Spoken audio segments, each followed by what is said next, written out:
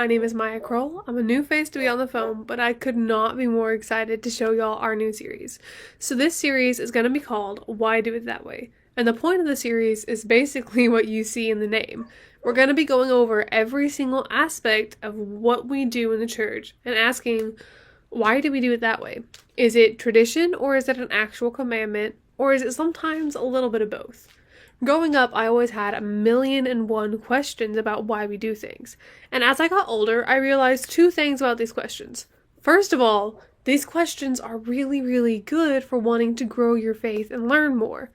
Second of all, these questions don't really get answered very much in the church. So often the answer is because that's the way we do it, or because preacher so-and-so says. Unfortunately, our faith cannot be based off of what other people say, and our faith cannot be based off of preacher so-and-so. So the whole point of this series is to give y'all a diving off point into which you can study it for yourself. I'm going to be going over some of the foundations, some of the assumptions that we tend to make, and some of the things that are both correct and incorrect about those assumptions. Your job from there is to take and dive further into the scriptures and find the truth for yourself. It reminds me of an account in Acts chapter 17. Now, Acts is a really fantastic book, but I really like chapter 17 because we're introduced to the Bereans. Acts 17, starting in verse 10, reads, "The brothers immediately sent Paul and Silas away by night to Berea, and when they arrived, they went into the Jewish synagogue.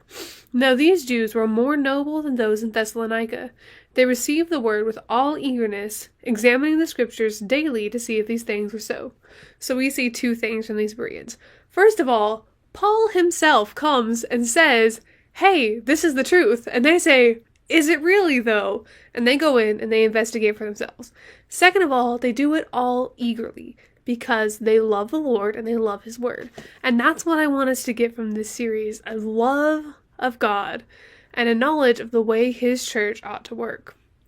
So often there are these denominational divisions that are so extreme, but people don't know where they came from or why they're there. And if you don't really know what you believe, that's not a belief, that's an assumption. And while belief is necessary for day-to-day living and our overall spiritual impact, assumptions can be dangerous. The whole point of this study is to get rid of those assumptions and replace it with strong, well thought out, well studied faith. So if you want to be a Berean, please continue to watch this series because I am so excited to get to dive in and just start investigating why we do things the way we do them. And hopefully, at the end, we'll be able to answer anytime somebody asks us, why do it that way?